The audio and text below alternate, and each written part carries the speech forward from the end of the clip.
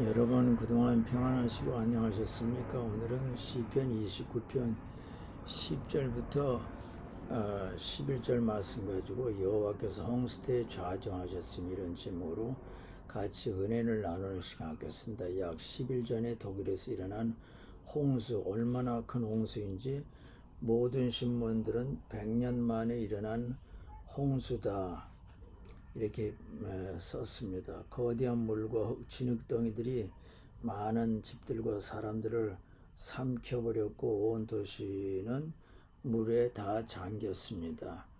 현재까지 독일에서만 176명이 사망했고 행방불명자가 많습니다.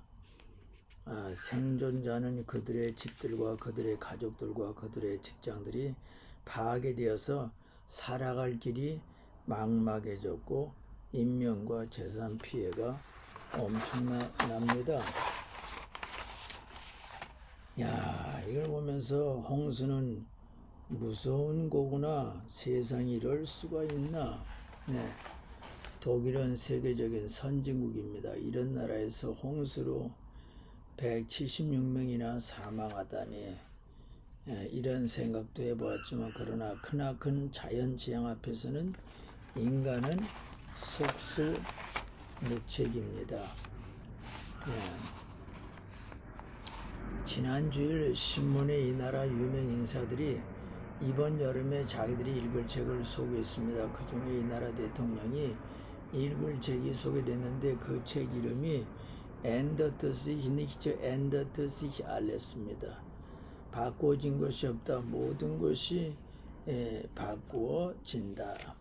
이 나라 대통령은 휴가를 이 나라 아터 호수에서 이제 보내게 됩니다. 근데 그 책 내용이 이 나라 신문에 대충 나왔는데 신문 2, 3면에 이렇게 적혔습니다. 이 책은 지금 우리 시대의 최대의 큰 문제인 기후의 위기에 대해서 쓴 책입니다.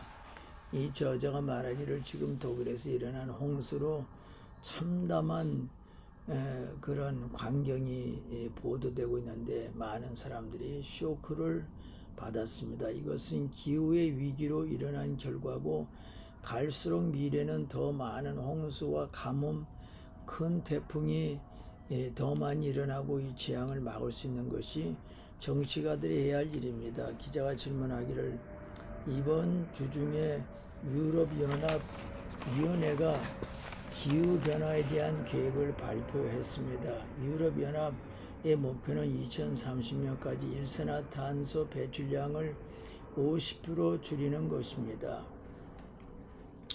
저자가 말하기를 이번에 유럽연합이 발표한 계획은 지금까지 없었던 최대 규모의 계획입니다. 그러나 그 계획만으로는 충분하지 않습니다. 그렇지만 이번에 발표한 계획은 오직 유럽연합위원회의 제안입니다. 그것이 유럽연합 국회와 유럽연합의회에서 결정되어져야 됩니다. 기자가 질문하기를 당신이 지은 책 속에는 우리 시대의 최대의 문제인 기후의 위기에 대하여 자세히 설명해 놨는데 당신은 언제 이 사실을 알아냈습니까? 저자가 말하기를 예전에 카토바이스에서 기후 정상 회담에서 알았습니다. 그때 나는 그 회담에 참석한 섬 나라에서 온 사람들을 알게 되었는데 그들이 말하기를 자기들은 자기들 고향을 곧 떠나야 된다는 것입니다. 그 이유는 바다의 수면이 점점 더 상승하고 또 비가 안 와서 땅이 갈수록 더 건조해져서 농사를 지을 수가 없다는 것입니다. 그런데 오늘날 이런 일들이 전 세계적으로 그리고 구체적으로 이 나라에서도 일어나고 있습니다. 기자가 말하기를 당신이 지은 책을 보면은 알레스비엇 곧 모든 일이 잘 될 것이다. 이 문장이 중심적인 주제인데 이게 무슨 뜻입니까?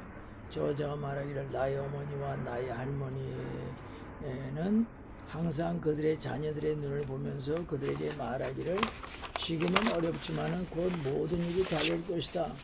그러나 어느 때부터인가 중요한 것을 깨달았는데 나는 나의 어머니가 나에게 말한 것을 나의 자녀들에게 확신을 가지고 말할 수가 없다고 하는 것입니다. 그래서 나는 좋은 미래를 만들기로 결정했고 우리 자녀들과 후세들이 좋은 지구에서 행복하게 살 수 있도록 나의 나머지 생애를 보낼 것입니다.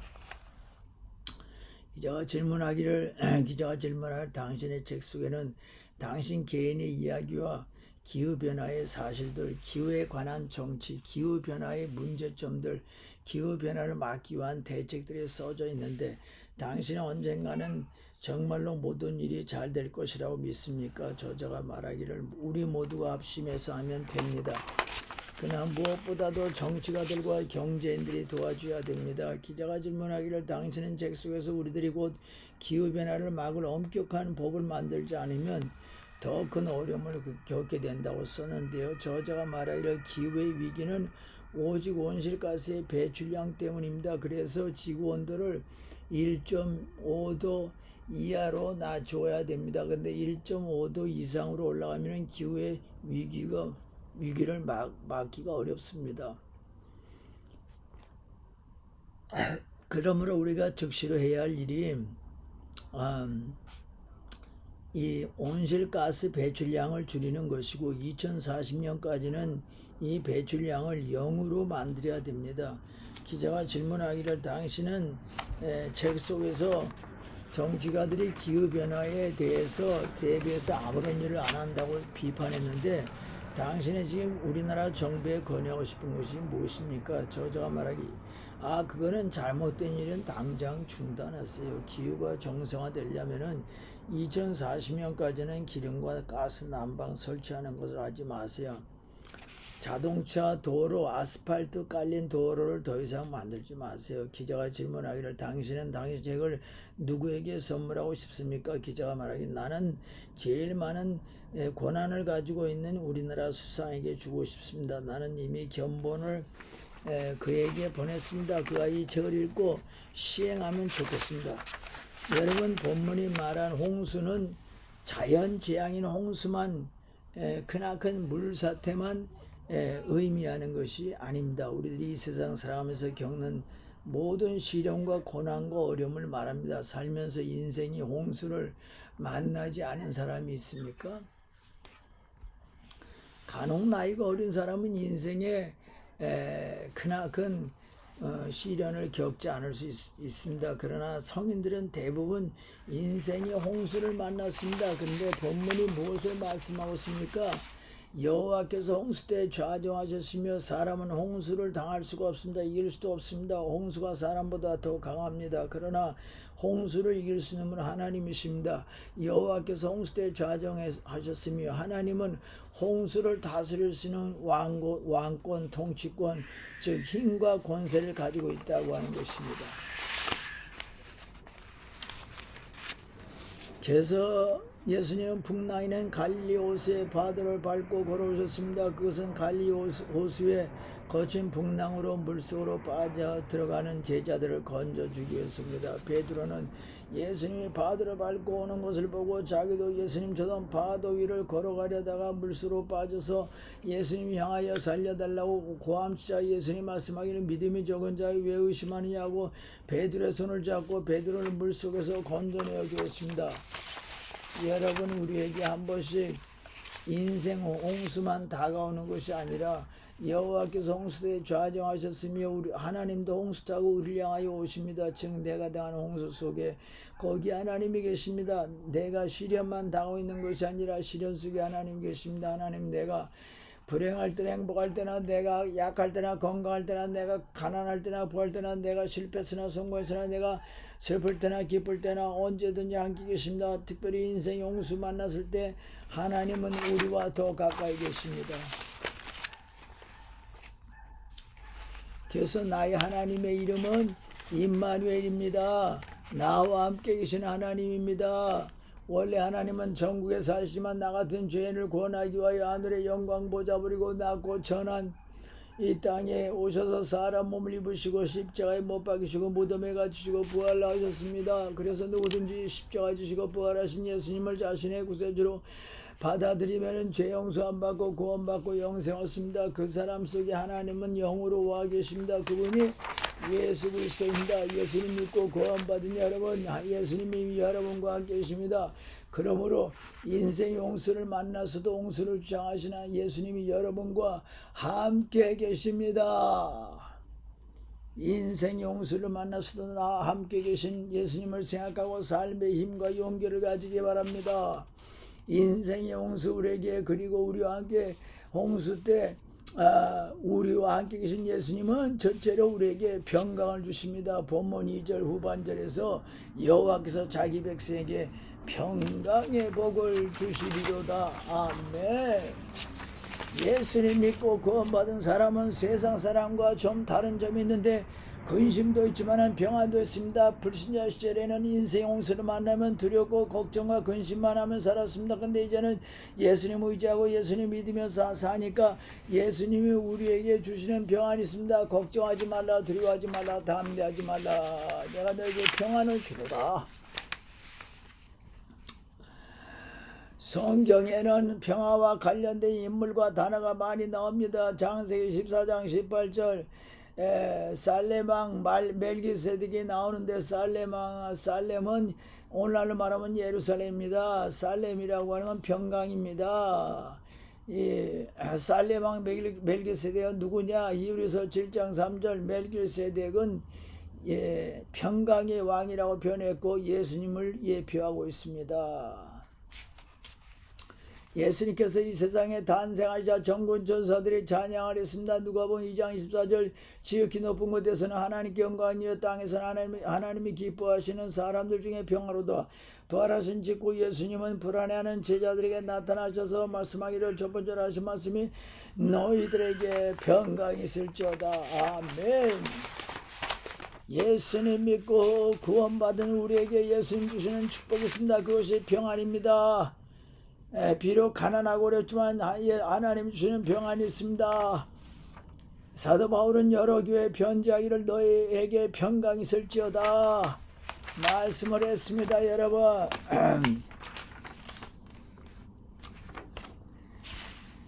하나님께서 아론과 그의 아들들에게 말하기를 너희는 이스라엘 백성을 축복하고 그들에게 명령하라고 그랬습니다. 너희는 이스라엘 자손을 위하여 이렇게 축복하라고 말씀을 했습니다. 하나님은 너를 지키시며 여호와는 그의 얼굴을 비추사 은혜 베푸시기 원하며 여호와는 그 얼굴을 내게로 두사 평강 주시기를 원하노라. 아멘. 우리가 어려울 때 기도하고 말씀 보고 성령으로 충만하면 마음속에 있는 근심 걱정이 사라지고 하나님 주시는 평강이 임합니다. 빌립보서 4장 6절 7절 아무것도 염려하지 말고 다만 모든 일에 기도와 간구로 너희 구할 것을 감사함으로 하나님께 하리라. 그리하면 모든 지각에 뛰어난 하나님의 평강이 그리스도 예수 안에서 너희 마음과 생각을 지키시리라. 아멘. 하나님께서는 우리에게 마음의 평화와 전국의 평화를 주십니다. 복 중에 복은 평화의 복입니다. 불안, 조적, 늘 근심 속에 사는 그 사람은 불행한 것입니다. 그러나 그 마음이 평안한 사람은 행복한 사람이다. 이 평화는 돈과 학문과 수양, 노력으로 못 삽니다. 평강의 왕 예수님이 주십니다. 주님을 모시고 살면 큰 바람, 큰 비가 와도 평안해진다고 하는 것입니다.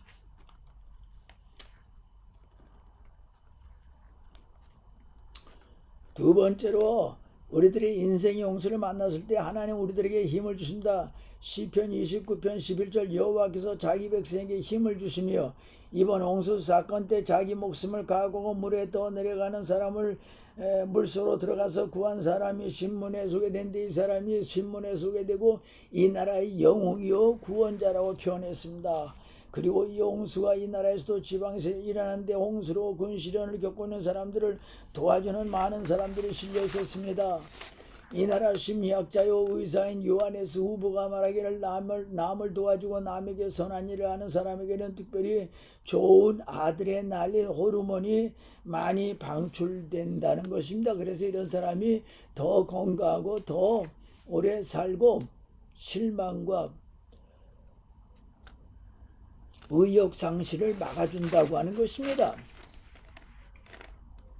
하나님은 인생의 홍수를 만난 사람들에게 찾아오셔서 살아갈 힘을 주십니다. 이번 동경에서 올림픽이 열렸는데 이 나라에서 76명이 참석했습니다. 그 중에 한 사람이 장애자 근데 그가 휠체어를 타고 시합에 임했습니다. 이 사람은 원래 건강한 사람이었는데 18살 때 사고당해서 척추를 다쳐가지고 양발을 전혀 쓸 수 없는 사람이었습니다. 그래서 절망의 시간을 보내고 있는 중 어느 기독교인이 전도해서 그 모임에 참석해서 마가복음 9장 23절 할 수 있거든요. 무슨 말이야. 믿는 자에게는 능치 못할 것이 없느니라. 이 말씀을 은혜 받고 나서 삶의 희망을 찾고 열심히 노력하여 그동안 올림픽에 여러 번 참석하여 총 9개의 메달을 땄는데 그중에 2개는 금메달이라고 합니다.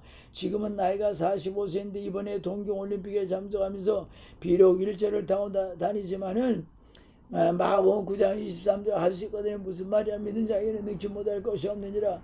자기 삶을 이 말씀이 자기 삶을 변화시켜 가지고 이 사람의 삶이 희망과 보람과 기쁨과 감사와 의욕으로 변화되어 그렇게 살고 있습니다. 예수님께서 이 사람을 변화시켰습니다. 이 나라 서점에 미국의 대통령들이라고 하는 책이 있습니다. 미국의 워싱턴 대통령부터 지금 조 바이든 대통령의 이야기가 실려 있습니다. 그 책을 보니까 미국 첫 번째 대통령이 워싱턴 대통령과 지금 46대 대통령인 조 바이든도 엄청난 인생의 홍수를 만난 사람이었습니다. 아니 이 두 대통령만 그런 것이 아니라 수많은 미국 대통령들이 엄청난 인생의 홍수를 만난 사람들이었습니다. 그 중에서도 17대 대통령인 앤드루 존스는 초등학교도 못 나온 사람이었지만은 아브라함 링컨 대통령이 암살돼서 그 뒤를 이은 대통령입니다. 그가 수많은 같은 정치인들에게 온갖 욕을 먹으면서도 러시아가 못 쓰는 땅이라고 생각하고 미국 보고 사라고 제의하자 이 대통령이 720만 불 주고 샀습니다. 그 당시 소련이 고맙다고 선물을 주었습니다. 그 쓸모없는 땅은 왜 샀냐고 온갖 욕을 했지만 사놓고 보니까 금과 석유가 무궁무진하게 들어있는 땅입니다. 미국의 1대 대통령 조지 워싱턴 대통령 그가 미국의 독립군 사령관으로서 독립군은 지휘와 굶주림에 시달렸을 때 혼자 보지 계곡에서 눈을 온몸에 뒤집어 쓰고 하나님께 기도했습니다. 전능하신 하나님, 우리가 하나님께 간절히 기도합니다. 이 미합 중국을 보호하여 주세요. 시민들이 하나님께 순종하고 따를 수 있는 정신을 주시고 미합 중국 시민들을 사랑하게 도와주시고 마지막으로 우리 모두 하나님께서 우리에게 베풀어 주신 인격으로 정의를 행하며 자비를 사랑하고 사랑 겸손 절제로서 하나님을 기쁘게 하소서. 예수님의 이름으로 기도합니다. 아멘. 하나님이 그의 기도를 들어주어서 영국 군대를 이기고 미국의 나라가 세워졌습니다. 또한 프랭클린 다라노 루즈벨트 대통령, 그는 20세기 미국의 가장 막강한 영향력이 있었던 대통령이었습니다. 38살 때 소아마비로 인해서 다른 사람의 도움이 없이는 설 수도 걸을 수도 없는 장애인이었습니다. 그러나 대통령이 되고 나서 미국의 사상 최악의 경제 위기를 극복했고 가장 길고 처절한 세계 제2차 대전을 승리로 이끌었습니다. 좌절한 국민들에게 희망을 준 대통령이었습니다. 그는 초유의 12년간 장기 집권을 하여 미국 정치, 경제, 사회, 외교적으로 미국을 최강대국으로 만들어 놓았습니다. 미국의 수많은 대통령들이 대통령 취임식에서 하나님에 대한 신앙 고백과 기도한 것들이 나와 있습니다. 그 중에 토마스 제퍼슨 대통령은 말하기를 이 우주의 운명을 결정하신 전능한 하나님께 기도합니다. 이렇게 했습니다. 그리고 나서 수많은 미국 대통령들과 수많은 미국 국민들이 어려움 속에서 하나님을 의지하고 하나님께 기도하여 하나님께 말씀 읽고 힘을 얻어서 오늘날 세계에서 가장 막강한 나라를 만들었고, 우리도 옛날 미국 대통령처럼 말씀 기도하고 또 힘을 얻어서 성령 충만해가지고 더 힘을 얻어가지고 또 그걸로 코로나를 이기고 또 어려움을 이기고 경제를 극복하고 힘든 유학생활을 극복하고 몸과 마음 삶 모두가 건강하시고 승리하시기를 예수님의 이름으로 축원합니다.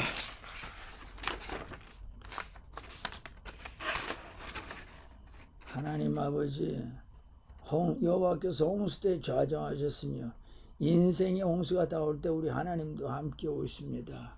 우리 하나님이 우리 환경 속에, 어려운 환경 속에 함께 계십니다. 이 하나님을 생각하고 우리가 열심히 기도하고 성경 보아서 성령 충만해 가지고 우리가 또한 이 코로나도 극복하고 경제 위기도 극복하고 모든 어려움도 다 극복할 수 있도록 도와주시고 각 가정마다 건강과 행복과 사랑이 넘치게 하여 주옵소서. 예수님의 이름으로 기도합나이다. 아멘.